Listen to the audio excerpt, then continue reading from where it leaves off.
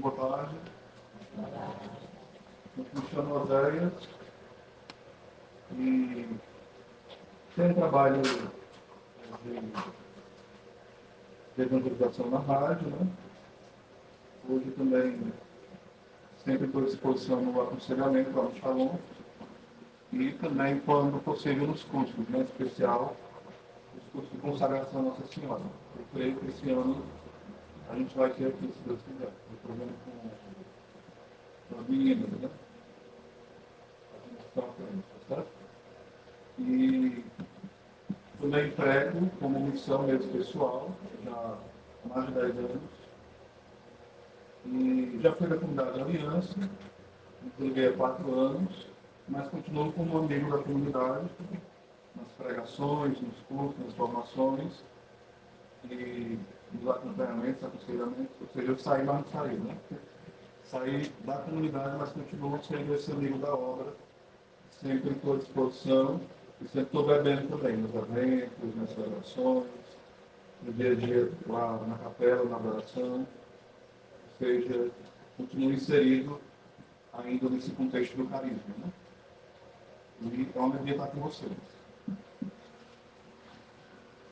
O tema hoje da formação vai ser sobre a Igreja Católica, é o primeiro ponto, e o segundo vai ser sobre os novíssimos. São duas formações compactadas, certo? No catecismo, quem tem, depois pode anotar, o parágrafo de referência é 811, tá bom? 811. Quem não tem físico pode olhar online depois, não é bem fácil. Que vai falar o seguinte, sobre a igreja, né?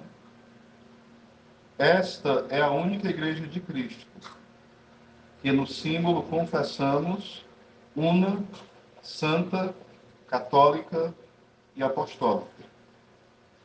Esses 4 atributos inseparavelmente ligados entre si indicam traços essenciais da igreja e da sua missão. Ou seja, faz parte da identidade da igreja ela ser una, santa, católica e apostólica. Certo?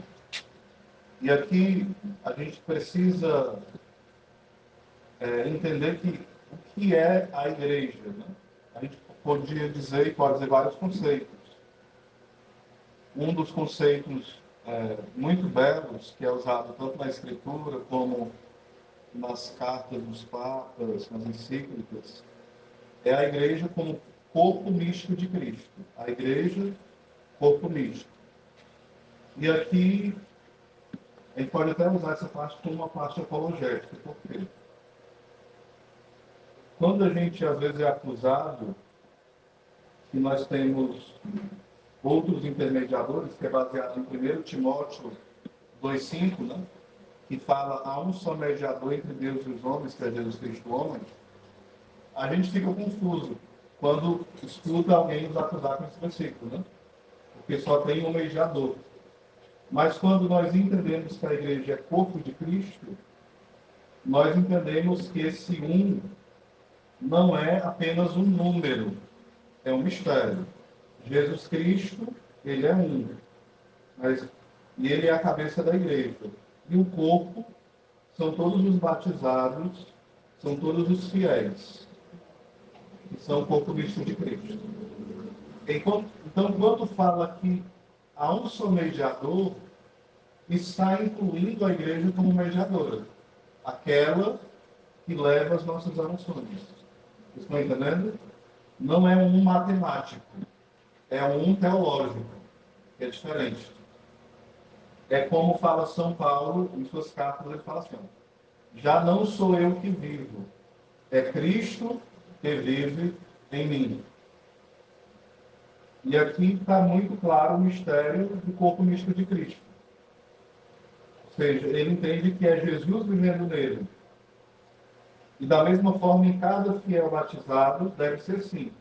Já não somos nós que vivemos, é Cristo que vive em nós. Às vezes, então, a gente perde a nossa identidade? Não. Quanto mais próximo de Deus, mais nós somos nós mesmos. Vocês estão entendendo? Quanto mais distante de Deus, mais nós ficamos perturbados, sem saber quem nós somos. A vida sem sentido, vazios, confusos, desorientados. Então, quanto mais igreja nós somos, mais em paz nós ficamos, mais felizes. Aí vamos para essas características, né? Mas antes disso, eu quero pegar ainda essa primeira parte. Esta é a única igreja de Cristo, ou seja, ela é única. Não existe várias igrejas de Cristo. Pelo sentido que outro termo que é usado para a igreja, para compará-la, além de corpo, que nós somos os membros, uma outra comparação é a igreja é a esposa de Cristo. Então, Cristo não vai ter várias igrejas como esposa. Ele tem uma esposa que é a igreja. Entenderam? Uma.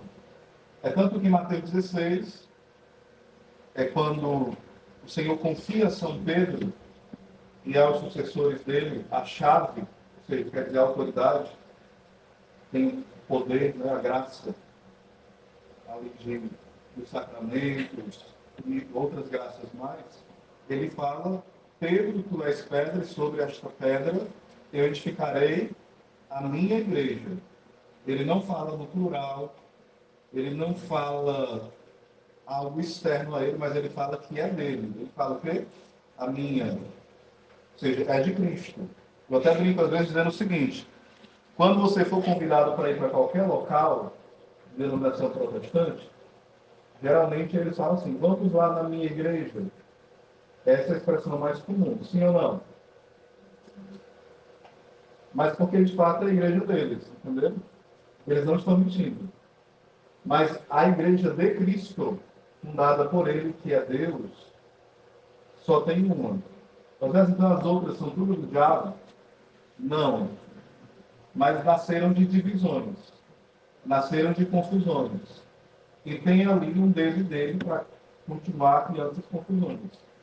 Embora os que estejam lá, muitas vezes estão, grande parte deles, se não quase todos, enganados, achando que nós estamos perdidos, estamos sem rumo, somos idólatras, somos mariólatras, um monte de coisa desse tipo, né?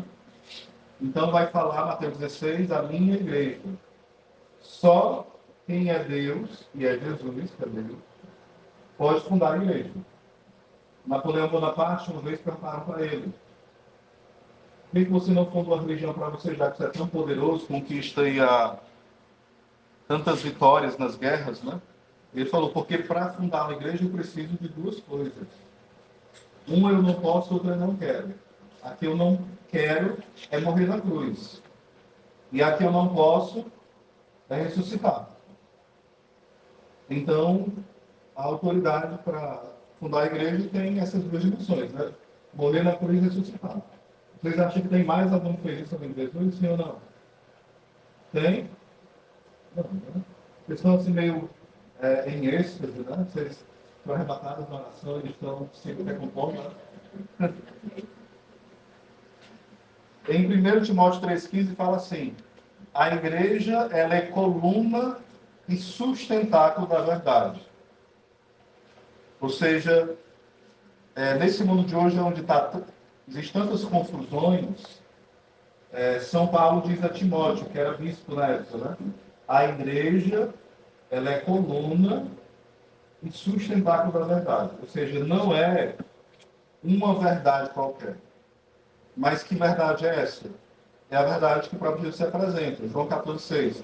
Eu sou o caminho, a verdade e a vida. Então, quem sustenta essa apresentação do anúncio de Cristo, que é a verdade, quem é? A igreja fundada por ele.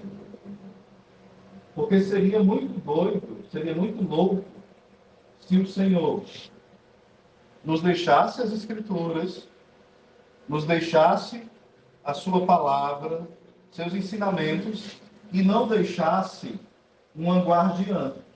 E quem é a guardiã? A Igreja Católica, Apostólica Romana, que é chamada guardiã, diga comigo, do depósito fidei, que é o depósito da fé. São Pio de Pietrelcina até fala assim, né? Seria loucura você receber um cofre e não ter a chave para abrir. Ou seja, a Escritura é um tesouro, os sacramentos são um tesouro.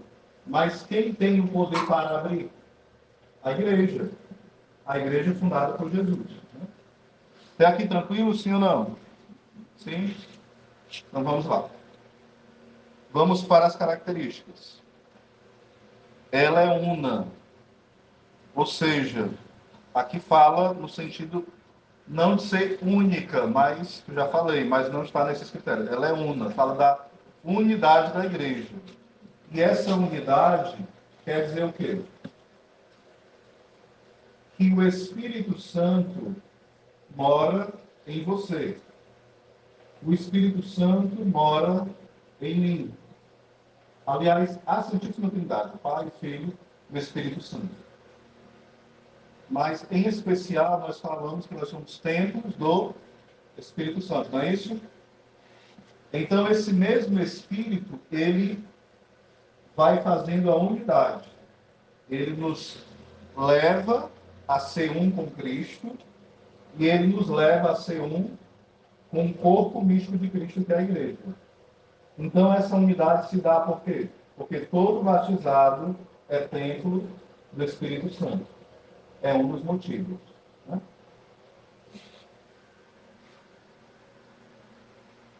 Ainda vai dizer aqui no parágrafo 813.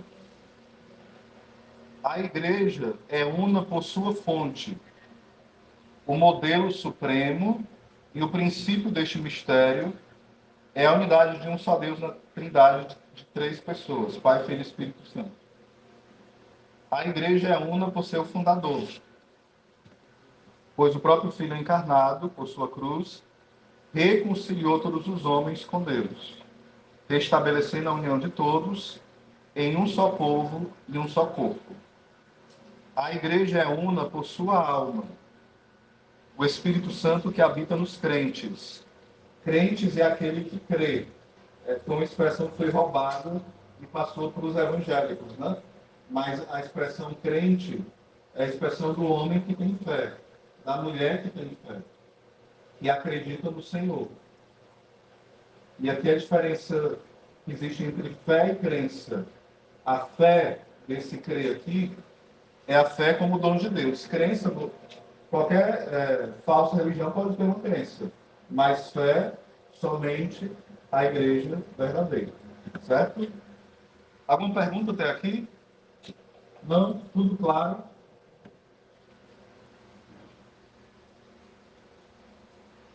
Depois vai falar um pouquinho das coisas que vão ferindo a unidade, né? O que fere a unidade da igreja? A apostasia, que é o abandono da fé. Está no parágrafo 817. As feridas da unidade. A apostasia, que é o abandono da fé. A heresia, que é escolher parte da fé. Vem do termo grego hagios, escolha. Eu acredito em tudo na igreja que ela ensina menos isso. Isso é o quê?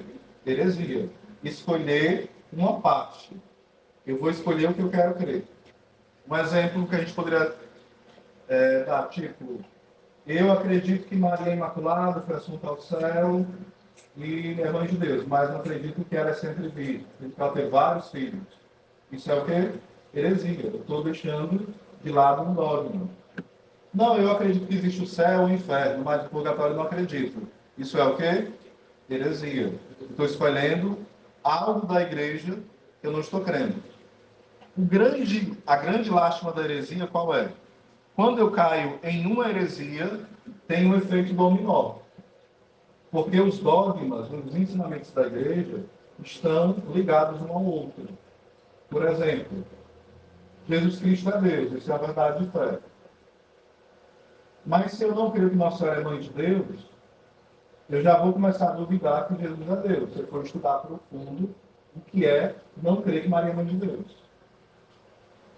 E se eu crer que Jesus não é Deus, eu vou também duvidar que ele me salvou. E assim vai. Ou seja, vai virar um negócio sem fim, aonde eu vou começar a não acreditar mais em nada. Se ele não é Deus, então não tem trindade, porque para ser trindade tem que ser três. Então começa o efeito dominó. Quando eu abandono o dogma, eles estão interligados, e eu começo também aos poucos duvidar dos outros, porque eles estão em perfeita comunhão. Certo? Então, uma ferida da unidade qual é? A apostasia, que é o abandono da fé. Alguém que deixa de fato de crer totalmente. Deixa de seguir Jesus, deixa de seguir a igreja e abandona totalmente.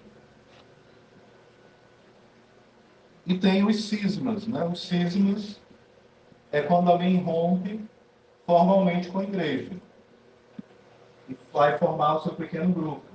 Às vezes pode ser até um bispo, que ele diz, não, não vou obedecer mais o Papa, não vou crer mais nisso, naquilo outro, e ele vai romper com a igreja. Por exemplo, disso, é a Igreja Católica Ortodoxa. Ela teve um cisma com a igreja, em 1054. Eles disseram que não estariam mais submissos à jurisdição do Papa.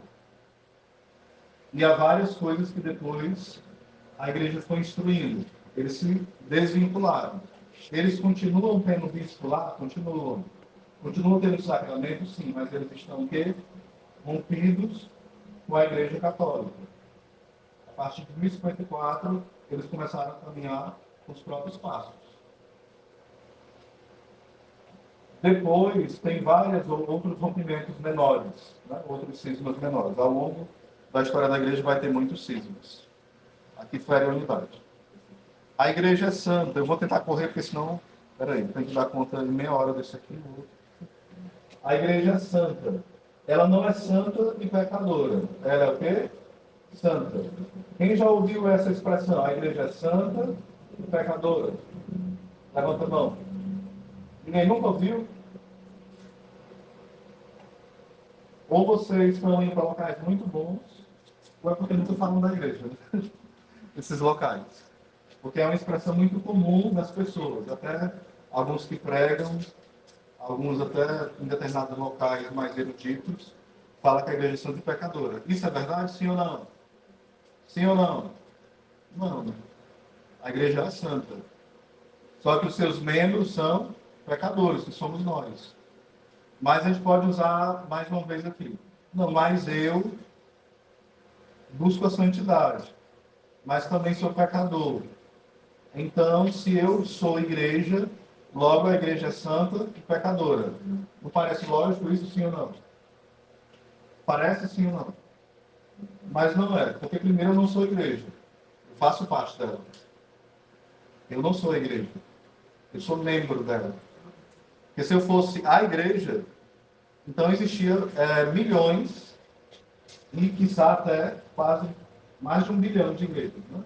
Cada batizado fosse uma igreja. Nós somos, como fala São Pedro, uma pedra viva da igreja. Ou seja, nós pertencemos à igreja. Somos membros. Você não é o corpo inteiro. Eu não sou o corpo inteiro. Nós somos parte do corpo da igreja. Entendeu?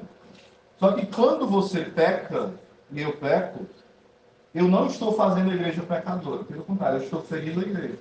O meu pecado. Que é diferente. Por que a igreja é só santa?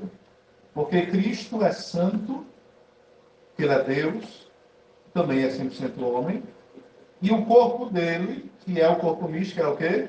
Santo. Seria um pouco louco, assim, não. Jesus, ele é santo. A cabeça, mas o corpo não é nada santo. Seria algo confuso, algo meio monstruoso. Eu sei que isso aqui é um mistério, gente. Dá um nó na cabeça às vezes. Mas é porque é um mistério da fé. A igreja, ela é santa, é imaculada. Às vezes mais quando um bispo, um padre, um batizado, a gente comete pecados gravíssimos, escândalos. A igreja não se tornou pecadora? Não. Aquela pessoa está indo à igreja. É diferente. Ela está atraindo a Cristo. e traindo também a igreja, traindo o mistério que é a Santa Igreja. Claro que a gente pode falar de uma outra forma, se você está falando assim. Não, quando eu me refiro à igreja, eu estou dizendo outra coisa. Por exemplo, a igreja falta ser mais acolhedora. Quando você está falando de quê? Que as pessoas da igreja precisam ser mais acolhedoras, sim ou não? Mas quando fala assim, as pessoas da igreja são muito fofoqueiras. Você está dizendo que a igreja, que é santa no seu mistério, é fofoqueira? Não. Você está dizendo que as pessoas, os membros da igreja são o quê? Fofoqueiros. Entenderam a diferença? Não, é confuso mesmo, né? É complexo, é um mistério. Mas acho que vou ter que passar. Vou tentar explicar melhor. Essa história de santo e pecador, quem inventou foi Lutero, os protestantes, mas pegou nos católicos. Nós, pelo batismo, nós recebemos a graça da santidade.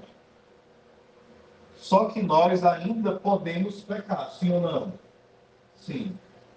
A igreja, diga comigo, ela é visível. Diga comigo, a igreja, ela é visível e ela é invisível.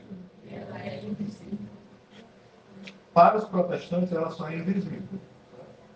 Mas para nós, ela é visível e é visível. Ela é visível porque você é visível, sim ou não? Os padres, o Papa. Se nós olharmos a história da Igreja de 2000 anos, ela é visível. Só que ela também é invisível porque ela também é um mistério. A santidade dela também é um mistério. E ela é santa porque ela pode nos dar os meios de santificação. Digo assim, a igreja é santa porque ela nos dá os meios para sermos santos. A confissão é um meio para ser santo, sim ou não? A Eucaristia é um meio para ser santo, sim ou não? O casamento é um meio para ser santo, sim ou não? O crisma é um meio para ser santo. A ordenação, a unção dos enfermos, todos os sacramentos. O batismo, por excelência, sim. Então a igreja é santa porque ela é aquela que nos dá os meios para que nós sejamos santos. Os sacramentos e o ensinamento. Se você não consegue entender da outra forma que eu expliquei, depois vocês vão entender quando tiver um curso só sobre eclesiologia, certo? Que é complicado. Essa também dá para você entender. A igreja é santa porque ela nos dá os meios para a nossa santificação. Ela nos dá os meios para a gente pecar? Não. Por isso ela não é pecadora. Ficou mais fácil agora? Sim ou não? Eu sei que o tema é difícil, gente. Parece fácil, mas nem é tanto. Né? A igreja ela é católica. Católica por quê? Porque ela está presente em todo mundo, praticamente, né? E por quê? A palavra católico quer dizer universal. Mas não é aquela pirata não, viu? A nossa é original. A palavra católico significa universal, ou seja, no sentido de ter a totalidade. A Igreja Católica ela não tem partes, ela tem a totalidade. Totalidade da fé, totalidade dos meios para a nossa santificação. É um caminho seguro, né? Ela tem a integralidade da fé. E ela é católica no sentido também da missão dela ser universal. Ou seja, a igreja, ouvindo o ide de Cristo, ela precisa evangelizar todos os povos, todas as pessoas. Ide pelo mundo inteiro evangelizar a toda criatura. Quem crê e foi batizado, já sabe. Quem não crê, será condenado. Ou seja, a missão da igreja também tem essa catolicidade, de evangelizar todos os povos em todos os tempos. E ela podia falar mais coisas sobre isso, né? E ela é apostólica porque ela foi fundada por Cristo no fundamento dos apóstolos. Ou seja, teve os 12 apóstolos, depois um traiu, foi Judas, Matias substituiu Judas, e depois disso, cada apóstolo foi passando essa autoridade para alguém para suceder. Por exemplo, São Tiago, teve alguém que sucedeu ele. Aí depois, essa pessoa morreu. Mas antes disso, tinha um sucessor.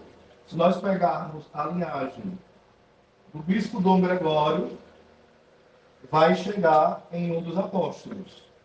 Hoje, eu não sei se é mais possível conseguir chegar de cada bispo fazer isso. Eu não sei. Realmente não se consegue. Mas, se, dependendo de como for feito, você consegue ir, por exemplo, do Papa. Você vai do Papa Francisco e consegue fazer 266 papas e chega até onde? Até Pedro. E tem o nome de todos. Já dos apóstolos, eu não sei se tem o nome, tipo assim, a sucessão de cada um, se tem o nome de todos, né? Se tem como fazer essa pesquisa. Se alguém quiser se aventurar, né? Seria bem interessante, né? Trabalho de anos, talvez. Até aqui entendido que a igreja, sim ou não? Quem é feliz por ser católico? Eu. Agora vamos falar sobre outro tema, os novíssimos. A oportunidade sim.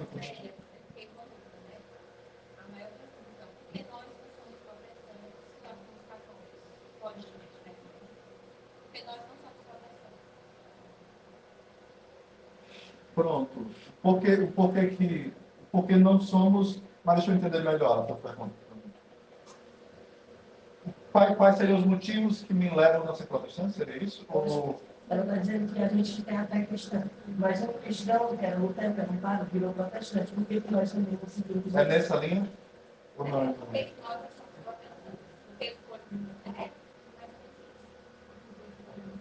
Porque assim, ó, o cristianismo tem os ortodoxos, né? Tem os protestantes, que é os reformados, né? E os evangélicos, que é diferente, os evangélicos e os reformados, mas tudo é protestante, certo? Aí tem os protestantes tradicionais, e tem os evangélicos, que é as igrejas que vocês veem hoje, que não é nem o nome certo da igreja, não, são comunidades cristãs. Mas eles chamam de igreja, não sei, cada um coloca de igreja lá, né? Então eles são os evangélicos. O porquê que nós não estamos lá? Primeiro, porque nós acreditamos que a igreja ela teve um princípio, ela não pode se dividir, certo? Os ortodoxos foi um cisma, então já foi um pecado, cismou. Lutero era um padre. Ele deixou a igreja, ele era um padre agostiniano, Nova de Santo Agostinho. Ele tinha, aqui varia quase um pouco sobre Lutero, mas eu vou tentar resumir. Né? Lutero, ele tem a postura de combater o Papa. É tanto que ele fala, se o Papa fosse santo, mesmo assim eu o combateria, porque ele é o anticristo. Essa era a frase do abençoado Lutero. Né? Então ele viu que teria que combater a igreja, porque na cabeça de Lutero, a igreja era o quê? Uma traição do cristianismo. Era na cabeça dele, de vários hereges antes dele, mas ele teve mais sucesso porque ele teve apoio de vários reis. Lutero não teve sucesso porque ele era um gênio, não. Ele foi rebatido por vários cardeais e vencido no debate. Só que ele foi protegido de forma política por vários, por príncipes, por reis, e por isso ele teve êxito na divisão. Sem dúvida o diabo deu uma forcinha, porque o diabo é o pai da divisão, né? Aí, pô, então, ir para o protestantismo é jogar o que fora? Jogar toda essa verdade de fé, por exemplo, Lucas 10,16. Fala assim, diga comigo, quem vos ouve, a mim ouve. Quem vos rejeita, a mim rejeita. Aí Jesus continua, quem me rejeita, rejeita aquele, quem me enviou, ou seja, o Pai. Lutero fez o quê? Ele ouviu a igreja? Ele ouviu os apóstolos, os professores? Não. ele se ouviu. Então, o protestantismo, ele se ouve. E cada um vai fundando a sua denominação. Entenderam? Então, nós não somos protestantes por quê? Porque seria trair a fundação da única igreja fundada por Jesus. Seria abandonar os sacramentos. Seria abandonar a sucessão apostólica. Se você colocar assim, coloque na igreja protestante e faça a linhagem até chegar ao fundador. Vai chegar onde no máximo? 1517, Lutero. Aí você vai fazer isso com o Universal, vai chegar até onde? 70 e pouco. O ano 70 e pouco. 1970 e alguma coisa. Você vai para a Assembleia de Deus, 1910. Belém do Pará, fundada. Mas ela já vem dos Estados Unidos ali, com outro movimento, né? Ou seja, cada um a gente vai olhar, o fundador não tem mais nem rosto, nem poeira. Mas a nossa. O nosso fundador quem é? Jesus. Ele tem corpo glorioso, ele é Deus, ele está no céu, ele está conosco. E nós fundamos o corpo sangue dele todo dia, do nosso fundador. É a única igreja que você pode fundar o seu fundador. Às vezes mais na ortodoxa, eles também têm os sacramentos. Mas não é fundador dela. Então só nós fundamos o nosso fundador. Ele é o fundador e o fundamento. Até aqui, tranquilo? Vamos correr para os novíssimos. O que são os novíssimos? São as últimas coisas que acontecem com o homem. Com o homem fala a humanidade, certo? Homem e mulher. Que coisas são essas? Fica comigo. Morte. Pode ser mais forte. Sem aquela fome da tarde, né? Morte. Juízo. Céu. Inferno. Então, esses 4 pontos são os novíssimos. Novíssimos quer dizer as últimas coisas. As coisas últimas. Certo? E o que acontece aqui? Primeiro, nós precisamos entender que nós temos uma alma imortal. Você acredita sim ou não? Ou você acha que o seu cachorrinho tem uma alma igual à sua? Tem? Não. Não tem células cachorrinho não, viu? Cachorro, planta. E a gente poderia falar de forma filosófica que ele tem algo chamado alma material. Não é alma imortal. Assim que o animal morre, também aquilo que sustentava ele morre também. Vocês estão entendendo? A gente geralmente entende alma como fantasminha camarada, né? Assim, não é assim, tá? Mas continuando, nós temos uma alma imortal dada por Deus. Essa alma, ela não fica lá no céu assim, ó, tem a alma, como é teu nome? Mateus.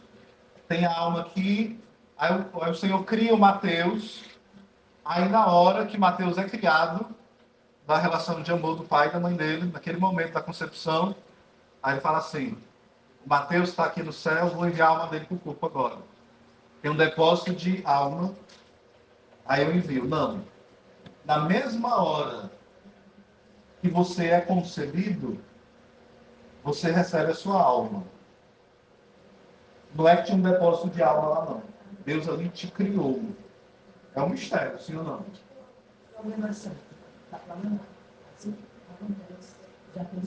Isso, pá. Senão não é pessoa, senão não é gente.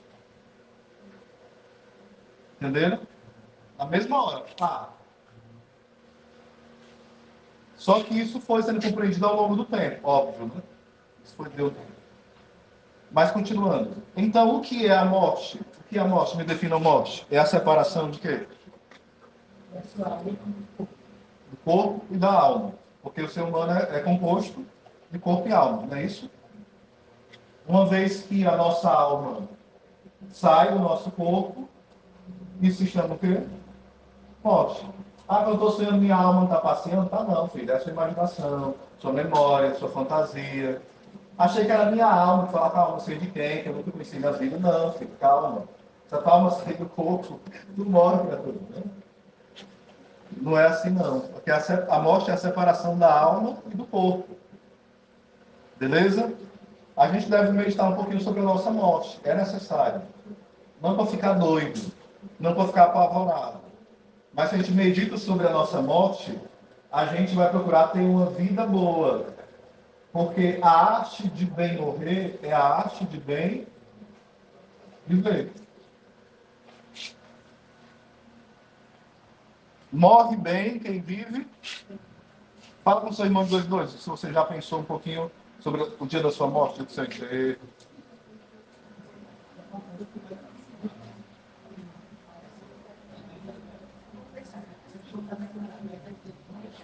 De 2 em 2, fala aí. Assunto ótimo, morte. Maravilhoso.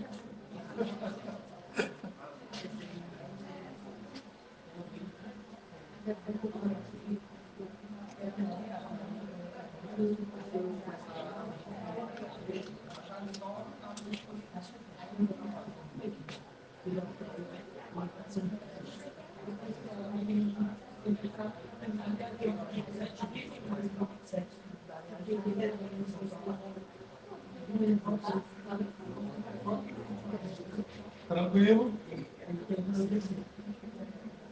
Toda vez que a gente vai dormir, é um ensaio para a morte.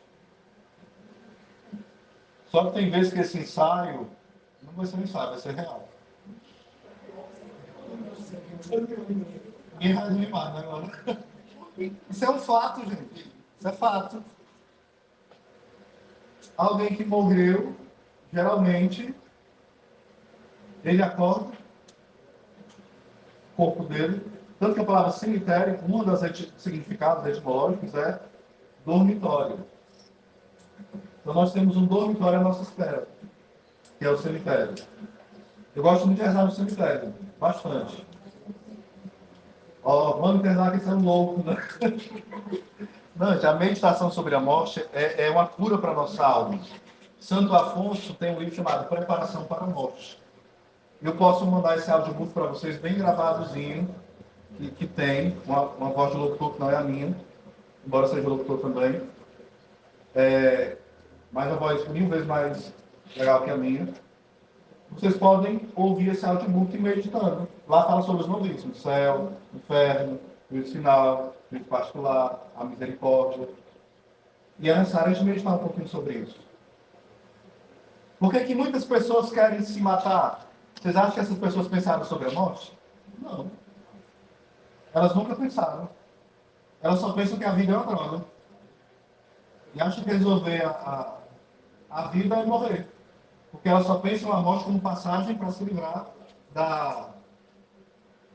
do sofrimento, do pesadelo que parece ser essa vida. Ou seja, a pessoa que é tentada ao suicídio, ela nunca pensa na morte de uma forma sadia. Sempre pensa como uma solução mágica dos seus problemas. Ela não aguenta a dor do vazio, ela não aguenta a dor dos problemas. Isso não estou dizendo que ela é culpada não, entenderam? Apenas, às vezes tem problemas psicológicos, tem 1001 coisas que levam alguém, intenções, a tirar a própria vida. Não quer dizer que ela vai para o inferno, não. Porque se ela morreu por loucura, ela tem chance de estar no purgatório. Se ela morreu por uma, sei lá, foi uma depressão e ela perdeu o controle, uma depressão lá mais aguda possível e ela estava fora de si, foi outra coisa qualquer, tem chance dela se salvar, ter sido salva, aliás, né? Então, morte. Outra coisa, diga comigo, juízo particular. Juízo particular seria Hebreus 9, 27. Está destinado ao homem que ele morra uma só vez. E após a morte, sexo e juízo. Vamos repetir comigo? Está destinado ao homem que ele morra uma só vez. E após a morte, segue-se o juízo. Que juízo é esse? Juízo particular. No juízo particular, já tem sentença, sim ou não? Tem. No juízo particular, meu nome é Tiago. Todos os apóstolos aqui, né?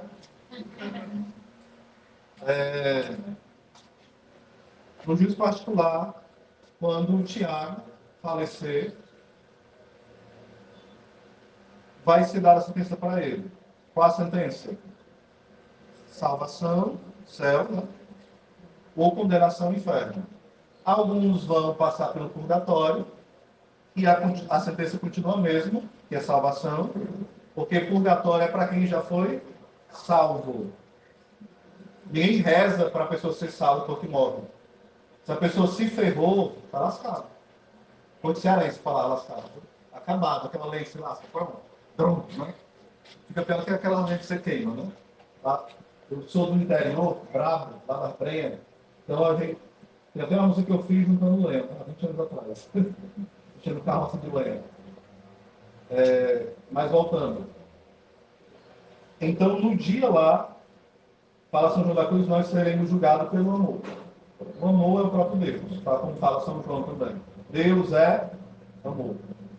Mas aqueles que viveram imersos na falta de amor, vão querer o amor? Não. Elas vão olhar para o amor eterno e dizer, eu não quero ser amado. Eu odeio. Eu não quero. Eu não quero amar, não quero ser amado, eu desprezo tudo que é amor. Ou seja, o inferno é o lugar daqueles que não amam. E não estão dispostos a amar. O céu é o lugar daqueles que amam. Mas, continuando. Tem um juiz particular, é dada a sua sentença. Tiago vai para o céu, direto para o céu. Olha aí, Tiago. Aí, chegando lá, o que é que o Tiago vai ter? A visão beatífica. Diga comigo, visão beatífica. Ou seja, a visão bem-aventurada. Ou seja, ele vai... A visão beatífica quer dizer o quê? Ver a Deus como Ele é, na sua essência. O Tiago vai ver a Santíssima Trindade como ela é. A felicidade dos santos do céu, a felicidade dos anjos, qual é? Diga comigo. Ver a Deus. Alguém me perguntou uma vez, isso uns 5 anos atrás ou mais. A pessoa chegou em crise, era um jovem, nessa época ele tinha uns 17 anos. Ele falou assim, às vezes eu estou aqui, Deus se aconselhar, e ela falou assim, eu estou pensando no céu, na eternidade, essas coisas, quando a gente morrer. Não vai ser muito monótono não no céu. Não está nem preocupado sempre no céu não, viu? Porque, pela lógica, já estava garantido, né? Não vai ser muito monótono não, no céu, a eternidade todinha. Fazendo o quê? Né? Diga comigo, no céu não tem nada de monótono. Nesse mundo, gente, a nossa felicidade, ela sempre tem um grau de... A gente enjoa. Quem namora, aí fica direto com o namorado. Tá lá, menino. Tá lá, menino. Porque ele tá perto direto, aquele grude. Não tem, vai ter separação desse negócio. Né? Não dá certo. Mesmo que é casado, se for um grude, não dá certo. Quem é amigo, se for grude, não dá certo. Você está comendo uma comida gostosa. Qual é a sua comida preferida? Diga bem alto para o meu ouvir. 1, 2, 3, fala. Vocês não comem, né? São todos anjos, 7. Então já estão no céu. Eu estou vendo apenas corpos materializados, que são pessoas, mas são anjos, né? Qual a sua comida mais gostosa, Thiago? Você mais gosta de comer, aliás? Diga. 1, 2, 3. A gente não sabe nem o que gosta de comer, vocês são... Me disseram que a gente está indeciso, mas não sabia que era esse nível, né? Eu gosto de comer tudo, né? Então vamos lá. Até a comida mais saborosa, mais gostosa, dá um fastio. Imagina você comer pudim durante o mês direto. Você comer, sei lá, carne assada, você comer qualquer coisa. Tudo que é bom nesse mundo enjoa quando é em excesso. É por isso que quando a gente pensa no céu, a gente pensa que lá vai ter um momento de enjoar. Só alegria, só louvor, só meu Deus. E aí? Coisa chata. Porque nós não temos noção do que é uma alegria sem fim. Claro que não, né? Não só. É normal não ter. Então, A grande alegria do céu, diga comigo, é ver a Deus.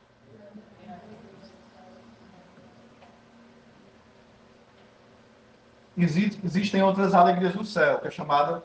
Essa é a alegria essencial, a visão beatífica. Mas existe a alegria, diga comigo, acidentais. Que elas também são alegrias.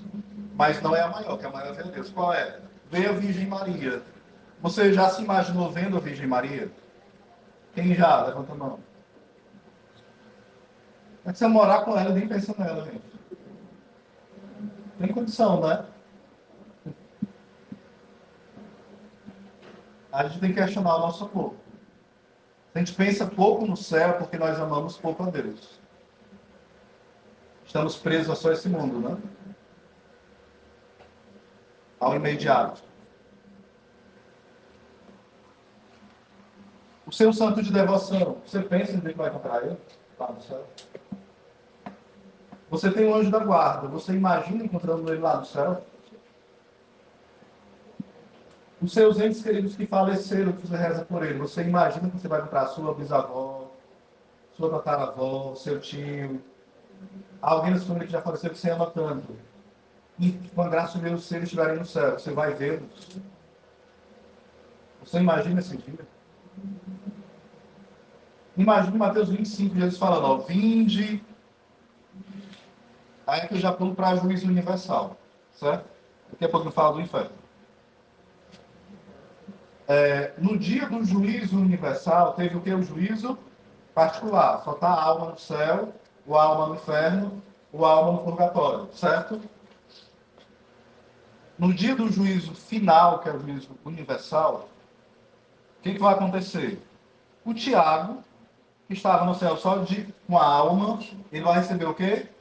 Um corpo glorioso. A Patrícia, que estava no céu só com a alma, vai receber o quê? Um corpo glorioso. Santo Antônio vai receber o quê? Um corpo glorioso. Ou seja, todos os santos vão receber o quê? Um corpo glorioso. E novamente vai ser pronunciada a sentença de salvação ou de condenação. Osés Martins já foi dada a sentença, mas você estava apenas com a sua alma. E as pessoas não estavam lendo. E o seu pecado e o meu, e a sua santidade e a minha, tem a ver com os outros também. Tem ou não tem? O seu pecado ofende os outros. O meu pecado ofende os outros. Então, no dia do juízo final, vai ter grandes surpresas. Porque quem a gente pensava que era o grande santo pode ir para os infernos. Tirando os santos canonizados. Né? Os que a gente pensava, não que a igreja canonizou. E aqueles que vocês pensavam que estavam condenados podem ser grandes santos. O juízo final é o dia das grandes surpresas. É o dia da grande vergonha e da grande alegria. O juízo final. Todos comparecerão diante do divino juiz. Não mais é um advogado, ele é, nesse dia, juiz. Aí aqui, vamos falar um pouquinho o que é entender as alegrias acidentais, sim ou não? São as outras coisas do céu que vão nos causar alegria. Vai ter mais coisas ainda, né? Você vai ver a sua história de vida, a providência de Deus conduzindo ela, tudo vai ser um motivo de louvor a Deus. Eterno louvor ao Senhor. O inferno. O que seria um inferno? Diga comigo, é a privação da visão de Deus.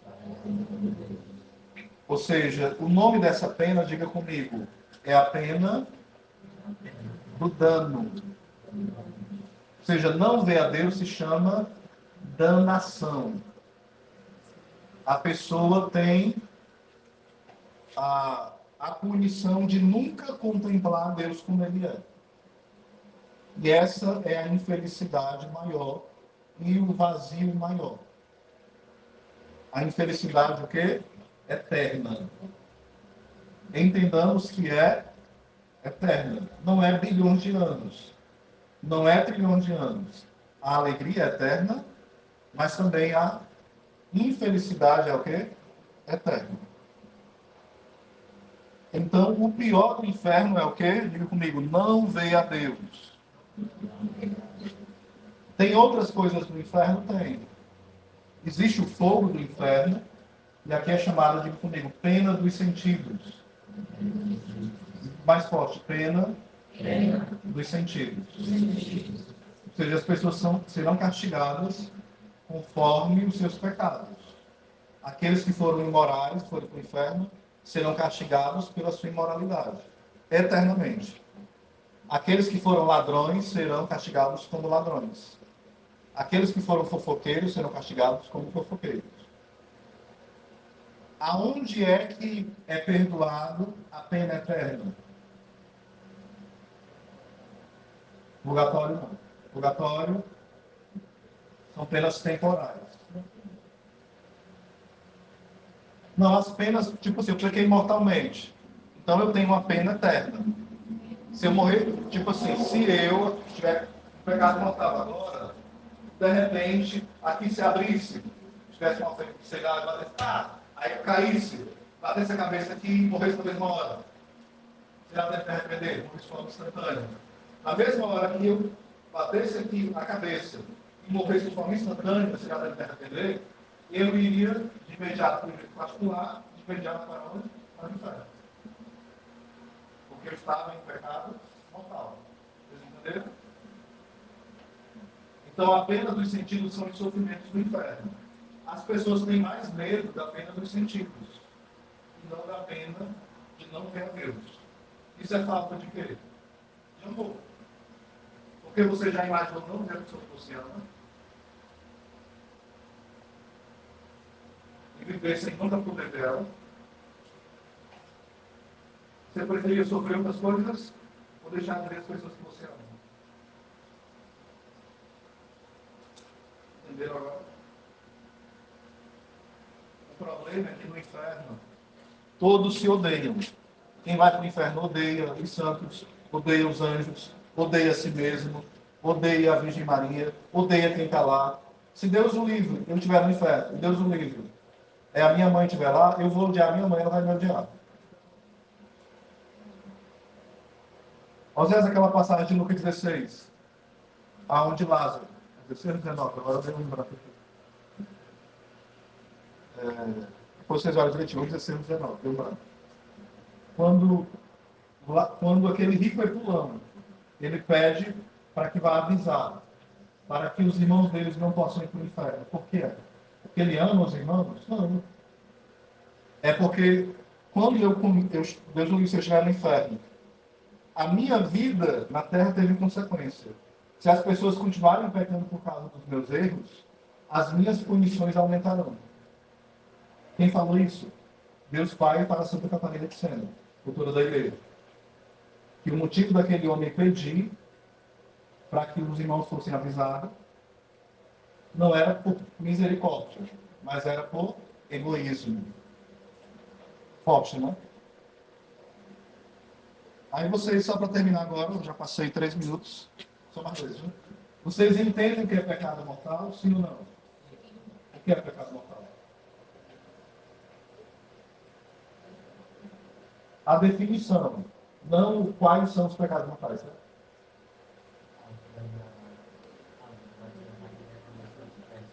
É algo que nós devemos ter diferença. Então, tá correto. Mas, por exemplo, por que é mortal? É porque ele ofende de forma grave um dos 10 mandamentos. De forma grave, né? Da lei de Deus. Da igreja também pode acontecer de algo ser pecado mortal. Vai depender das circunstâncias, da situação. Os 5 mandamentos da igreja. Quando a gente peca mortalmente, que não era para nós pecarmos, né? O que acontece? Nós perdemos, diga comigo, a graça santificante. Você perde o quê? A graça. E você perde também algo chamado, diga comigo, a virtude da caridade. São essas duas coisas que nos unem, em especial a Deus. A graça santificante e a caridade. que é o que São Paulo chama de amor. Lá em Coríntios 13, se eu falasse a língua dos anjos e dos homens, se não tivesse a caridade, essa caridade como virtude teologal, entendeu? Não é caridade, sentimentozinho de amor, não. Porque alguém pode estar em pecado mortal e morrer de amor pelas pessoas. Não é esse sentimento de amor. É a virtude da caridade e essa virtude do amor, entendeu? Quando você peca mortalmente, ou eu, nós perdemos ela. E se a gente morrer sem ela, a gente morreu afastado de Deus. Porque o que nos liga a Deus, por exemplo, a graça santificante, diga comigo, a graça santificante nos dá uma vida sobrenatural. Por que você não pode comungar em pecado mortal? Você e ninguém. Porque quando eu estou em pecado mortal, eu perdi a vida sobrenatural. A Eucaristia é um alimento o quê? Sobrenatural. Imagina se você vai para o cemitério e leva um jantar para o morto. Iam chamar você de quê? De louco. Porque aquele cadáver não vai comer, é um cadáver. Alguém, quando vem para a fila da comunhão, com pecado mortal, quem está vindo comungar é um cadáver espiritual. Não vai ter efeito para ela de salvação, mas de condenação. É tanto que, quando a gente olha para a questão do pecado mortal, fala, mas eu queria comungar porque Deus veio para os doentes, não é isso a objeção? Deus veio para os pecadores. Só que quem vem para a fila da comunhão com pecado mortal, diga comigo, não está doente. Diga comigo, não está doente. Está morto. E onde é que ressuscita? Na confissão. Na confissão. Ressuscita espiritualmente. Então, se você está só com pecado venial, só no fiasco. Né? Claro, você pode comungar. Tem base potencial comunga. Mas está imortal, pode ter morrido de chorar na missa. Pode ter morrido de chorar na celebração. Não comungue, se confessa. Terminei, só a tua pergunta, filho. Se a gente, quando a gente tem pecado mortal, a gente está afastado de Deus, quando a gente comunga, a gente está próximo de Deus.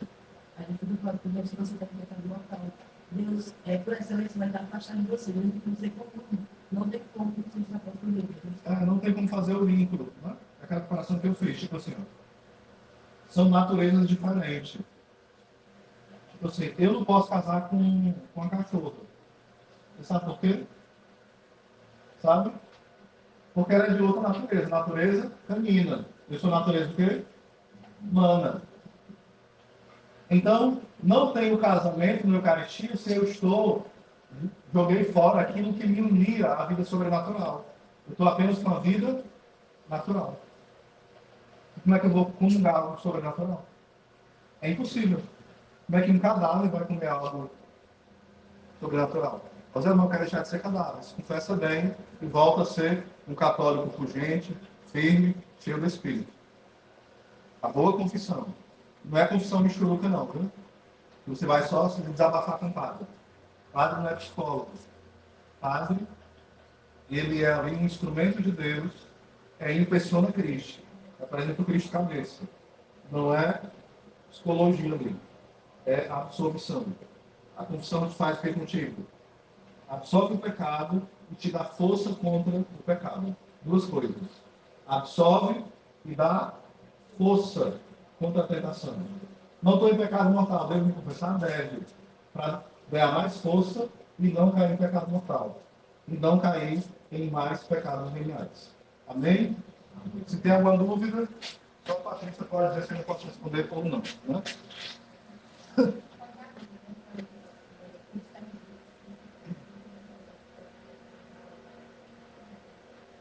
É muita informação, né, gente?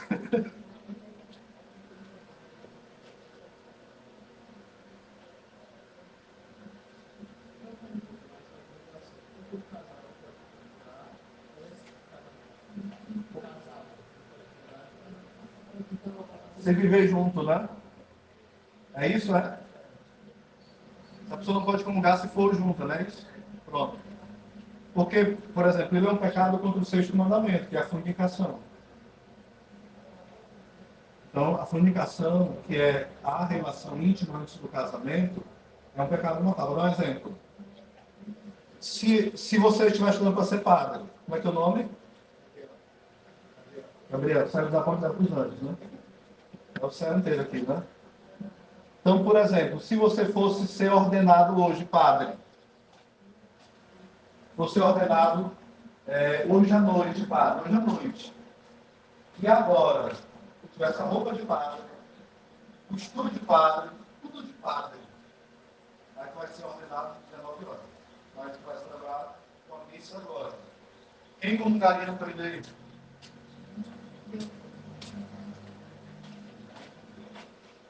Quem comungaria com ele?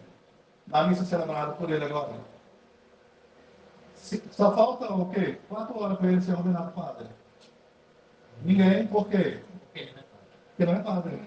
Ele tem o estudo de padre, já foi autorizado a ser padre, tem a roupa de padre, ele sabe o que o padre sabe, mas ele não é padre. O que tem a ver? Agora vamos para o matrimônio. A pessoa tem tudo de matrimônio, tem a esposa, às vezes tem até os filhos, tem vontade de ser fiel, mas não tem o sacramento. É o sacramento que faz um vínculo sobrenatural. Porque a vida de casal também é uma vida, diga comigo, sobrenatural. Aí se você quer viver de forma natural, aí não tem condição. Aí não pode comer do alimento sobrenatural. Se contente com pão, bolacha, picanha, qualquer coisa. Mas o pão sobrenatural, a Eucaristia, é para aqueles que querem uma vida sobrenatural. Entenderam? Então, mas eu sou noivo, então eu tenho todos os direitos que vai casar. Não, você não casou? Eu posso me batizar? Eu?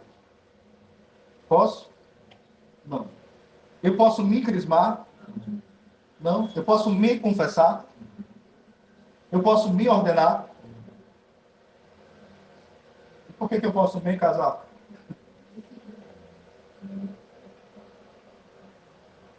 Vocês estão entendendo esse me? Me casar eu posso com um padre, né? Me casar diante de um texto bem qualificado pela igreja. Pode ser um padre, um diácono, alguém que a igreja dá legal. Deu para entender mais ou menos? Então é algo sobrenatural. Só que as pessoas não levam a sério. Não, está todo mundo feliz, legal, todo mundo se ama, então o sentimento, Deus abençoou, tá bom. Eu acho que estou casado. E se eu achar que estou batizado? E se eu achar que sou padre? Os sacramentos não é acho, tem que ser. Deu para entender? Outra pergunta, a última. Ela deu direito a 2 perguntas. Se não deu, depois tu me chama no privado, ela te dá meu número, a gente conversa lá umas 10 horas, dá certo. Vale o santo. Mais uma pergunta.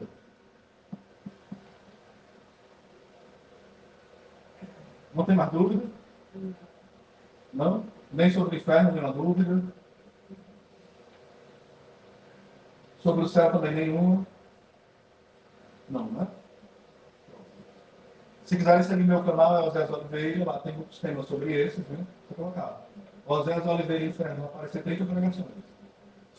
Osés Oliveira Céu, vai ter um monte.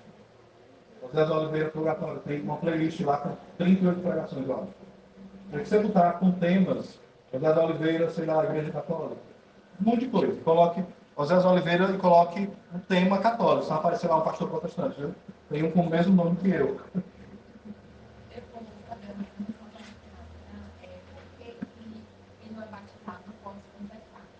Acho que é necessário primeiro a informação de um. E assim, também não é batizado.